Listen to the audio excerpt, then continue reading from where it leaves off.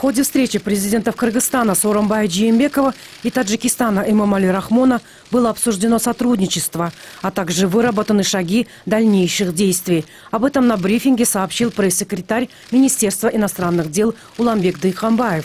По его словам, состоялись рабочие визиты Жээнбекова в Исфару и Рахмона в Чолпон-Ату, где прошли переговоры. Дыйханбаев напомнил, что в настоящее время работает межведомственная рабочая группа по делимитации и демаркации границ. В начале июля была заметна тенденция подвижек. Стороны выразили намерение ускорить процесс демаркации и делимитации госграницы. Президенты выразили политическую волю, сообщил он. Напомним, 22 июля на кыргызско-таджикской границе в Баткенской области произошел конфликт, в результате которого пострадали 17 граждан Кыргызстана. С таджикской стороны погиб 1 человек, ранения получили 5. 26 июля глава государства Сооронбай Жээнбеков по приглашению президента Таджикистана Эмомали Рахмона совершил краткосрочный визит в город Исфара. Главы двух государств на перекрестном участке кыргызско-таджикской госграницы провели встречу с представителями общин и старейшинами сельских советов Кыргызстана и Таджикистана. Далее переговоры состоялись в городе Исфара, после чего они прилетели в Чолпон-Ату.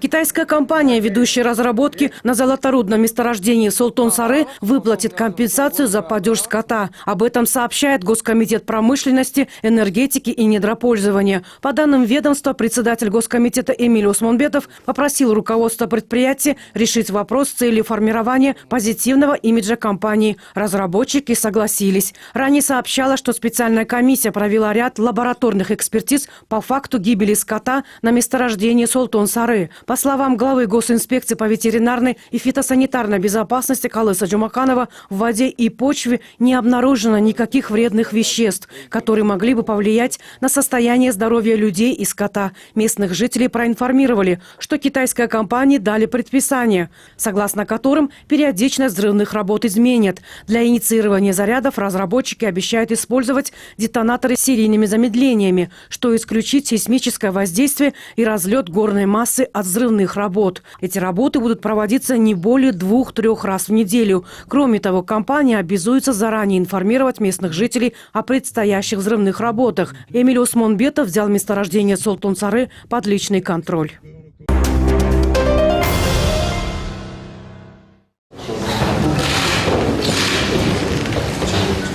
Чуйский областной суд оставил в силе пожизненный приговор для Азимджана Аскарова. Его адвокат Валерьян Вахитов попросил суд освободить Аскарова, но прокуроры заявили, что дела пожизненно осужденных не подлежат пересмотру. Азимджан Аскаров жил в Базар-Курганском районе Джалабадской области и занимался правозащитной деятельностью. После июньских событий 2010 года был задержан по подозрению в организации беспорядков и соучастии в убийстве сотрудника милиции. Решением судов всех инстанций он был приговорен к пожизненному заключению по обвинению в организации массовых беспорядков во время июньских событий 2010 года. В апреле 2016 года Комитет ООН по правам человека призвал власти Кыргызстана пересмотреть дело Азимджана Аскарова.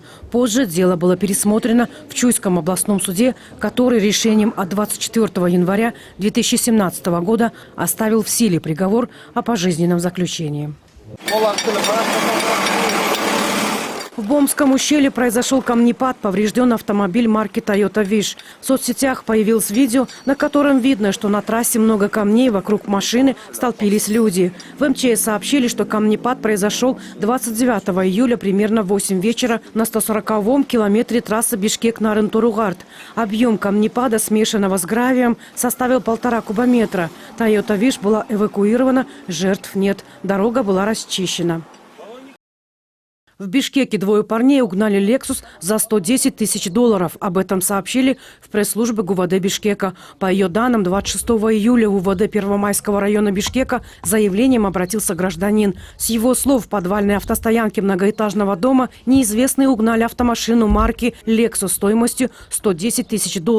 По факту началось досудебное производство по статье «Угон автосредства». По подозрению задержано 2 человека – 25 и 28 лет. Оба в водворены в ВВС ГУВД Бишкека. Первомайским районным судом подозреваемым избрана мера пресечения с содержанием в СИЗО номер 1 Бишкека сроком на 2 месяца. В настоящее время проводятся дополнительно следственно-оперативные действия на установление возможной причастности задержанных лиц к другим аналогичным преступлениям, совершенным на территории столицы.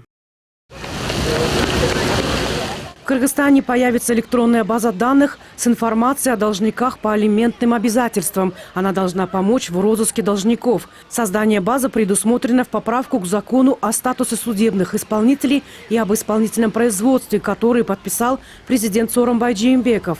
База призвана способствовать защите института материнства и детства. После полного погашения задолженности по алиментам или прекращения исполнительного производства по инициативе судебного исполнителя информация о должнике исключается из базы данных уполномоченным госорганом. По информации судебного департамента при Верховном суде, всего в стране алименты выплачивают более 40 тысяч человек. Из них в розыске находится около 2500 злостных неплательщиков. По итогам 5 месяцев поступило 550 заявлений на сотрудников милиции, которые совершали неправомерные действия.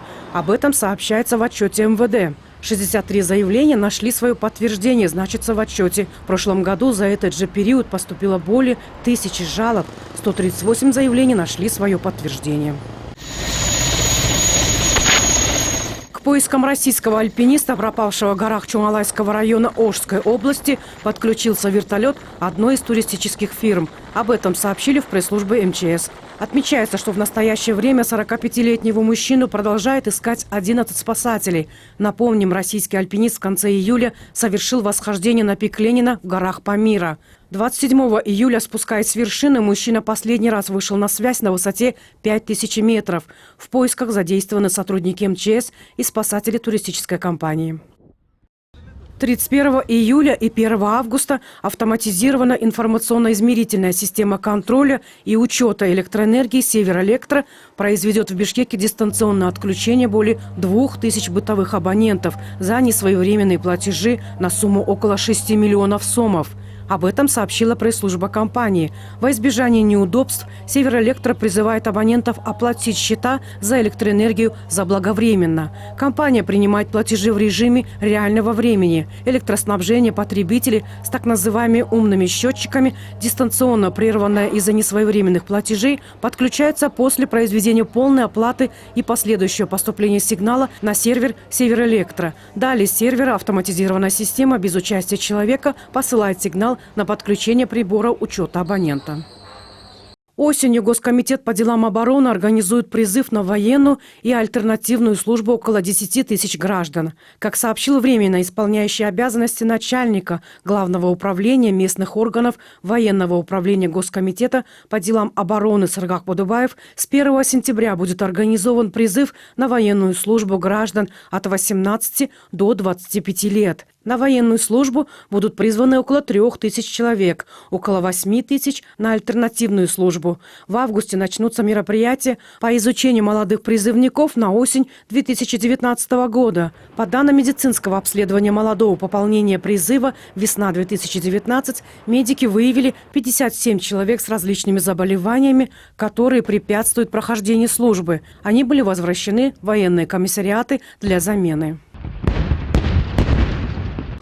Имамам Джетыугусского района напомнили о запрете проведения обрезания в мечетях. Об этом сообщила пресс-служба Духовного управления мусульман Кыргызстана. По ее данным, областной казаят провел разъяснительную работу среди имамов мечети о необходимости проводить обрезание в медицинских учреждениях.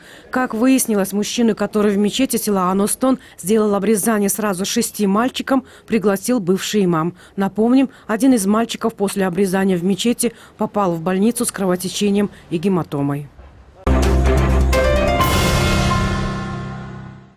Школьник из Кыргызстана завоевал бронзовую медаль на Международной химической олимпиаде. Как сообщает пресс-служба Министерства образования и науки Кыргызстана, ученик 11 класса Бишкекской школы номер 9 Мирхат Джекирбаев занял 3-е место на 53-й Международной химической олимпиаде ICO. Олимпиада проходила в Париже. В ней участвовали 330 школьников из 84 стран мира.